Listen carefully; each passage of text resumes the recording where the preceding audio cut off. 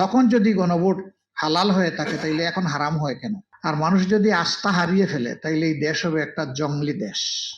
আমার ব্যক্তিগত মত হচ্ছে নির্বাচন খুবই সুন্দর হয়েছে, কিন্তু ফলাফলটা সুন্দর হয়নি। ফলাফলের ক্ষেত্রে অনেক কিছু করা হয়েছে যেটা অনেকে এখন স্বীকার করছে একে।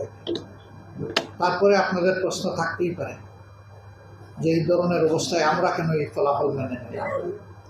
আমরা মেনে নিয়েছি দেশ এবং জাতির বৃহত্তর স্বার্থকে সামনে রেখে।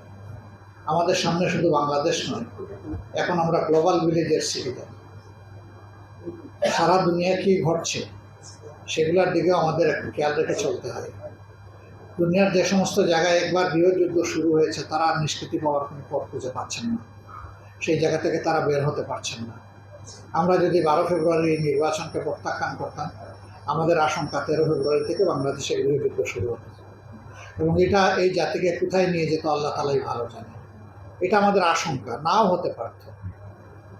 আমরা দেশপ্রেমিক মানুষের দায়িত্ব হচ্ছে যেখানেই সন্দেহ সেটাকে এড়িয়ে চলা। সন্দেহের এই জায়গাটা খুবই তীব্র ছিল, হিসাব নিকাশ স্পষ্ট। আমাদের অবস্থান ছিল গণভোটের হায়ের পক্ষে। 68.6% মানুষ ভোট দিয়েছে হাত, এটা পরিষ্কার। এই মানুষগুলা কোথায় ভোট দিয়েছে? এবং আপনারা দেখেছেন নির্বাচনের সপ্তাহ দিন আগে গাছে মাছে বাসে ট্রেনে লঞ্চে সর্বত্র আওয়াজ একটাই ছিল, দ্বিতীয় কোনো আওয়াজ ছিল। তাহলে এত মানুষের ভোট গেল কোথায়? এই নির্বাচনের পরে সাধারণ মানুষ যাদের কাছে গিয়েছে বলেছে আপনাদেরকে এত ভোট দিলাম, তো খায়দায় মজর মোটা হইল কোটাই, বুঝতে পারলাম না বিষয়টা। ভোট দিলাম আপনাদেরকে, সরকার গঠন করলো আরেক দল, এটা কেমনে হলো? এবং আপনারা এটা মেনে নিলেন কেন?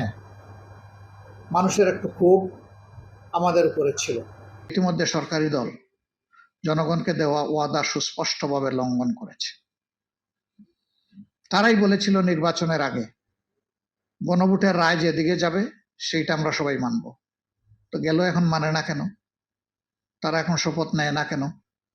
তারা প্রশ্ন তুলছেন গণভোটের কোনো সাংবিধানিক ভিত্তি নাই। আমরা জিজ্ঞেস করেছি সংসদের ভিতরে, এর আগে এটা প্রথম গণভোট নয় বাংলাদেশে।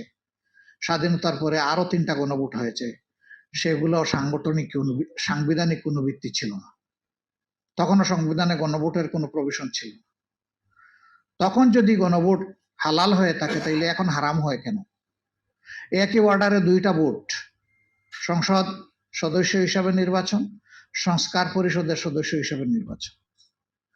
এটার গোশত হালাল কিন্তু শুরুয়া হারাম। এটা কোন ধরনের কথা? একে হান্ডিতে পাকানো তরকারির গোশত যদি হালাল হয় শুরুয়াও হালাল, আর শুরুয়া যদি হারাম হয় তাইলে গোশত হারাম। হারাম হলে দুটোই হারাম, হালাল হলে দুটোই হালাল। এখন তারা বলছেন যে আমরা নির্বাচন যে কোনোভাবে করার জন্য জাতিকে এটা আমরা বলেছিলাম, এটা আমাদের মনের কথা নয়। আচ্ছা, রাজনৈতিক দলগুলা যদি এরকমই জাতির সাথে স্টান্টবাজি করে, তাহলে রাজনৈতিক প্রতিষ্ঠানের উপর মানুষের আস্থা থাকবে কেন? আর মানুষ যদি আস্থা হারিয়ে ফেলে তাইলে এই দেশ হবে একটা জঙ্গলি দেশ।